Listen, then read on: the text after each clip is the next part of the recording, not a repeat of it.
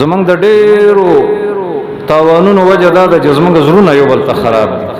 دا یو قصه ده لا تحزن کې مې لیدلې ده. لا تحزن دوه دي، نو دا دویم لا تحزن مصر کې چا لیکلې ده د عایز القرنی نه ده، بل لا تحزن هغه کې قصه لیکلې ده. قصو کې ګوره سندونو کې سخواله نه خو جمانه صحیح نو اور دا مو سند چرته ده. قصو سندونو بدل ته چرته ګورو، د حدیثو سندونو کې آثارو کې ډېر کوشش کوو. و یو بادشاہ لړ د خپل ملک یو رعیت یو کس کړ، هغه ول د باغ نه میوه راوړل، خو ډېر مزیدار و. وی بادشاہ زړه کې ول جدا خو کمزور سره د قبضه پیا چوما هیڅ په زور ته نه سم، غریب سړی د ګورو د څه خباغ ته ګورو. ول تور شلګ میوه ته نور راوړل چې بیا لاړ بالکل میوه به خوند و. هغه ته دا تا کم ځای نه راوړل، دا قزینه مې راوړل چې هغه مخکنی میوه مې راوړې و. ول دا خو خوند بیخي بدل دی. هغه ته ول سیبستان نیت کې و پر راغلی. ځنې سره غریبي خو عقل د بادشاہ نه خي، ځنې بادشاہي خاصه پنوم بادشاہ نور د جهانونو قمقلی. نو هغه بادشاہ ورته توبه ویستله چې قبضه مبزه نو کوم زما توبه ده چې دریم ځل راول میوه بالکل خوږه و. نو په دې کې دا فائدہ ده چې زیات مشکلات چې خناک ژوندۍ چې به خوند ګرځي د خراب نیت دلاسه، او اکثر حالات چې خرابېږي د مشرانو د نیتونو دلاسه.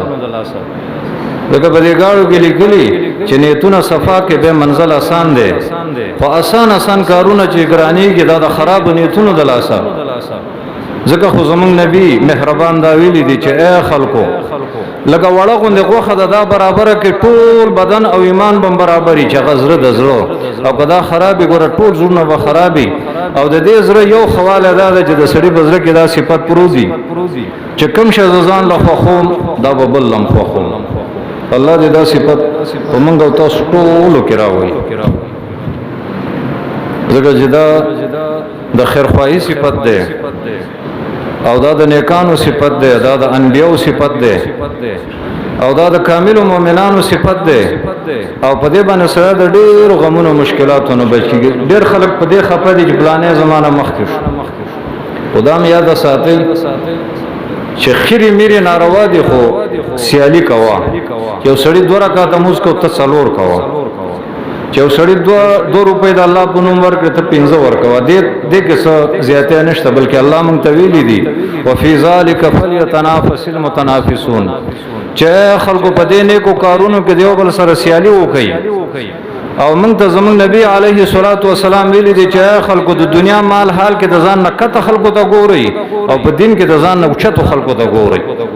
چې یو سړی دینی کار کوي ته داغه نه خمخ کې شه او ډېر دینداری وکړه.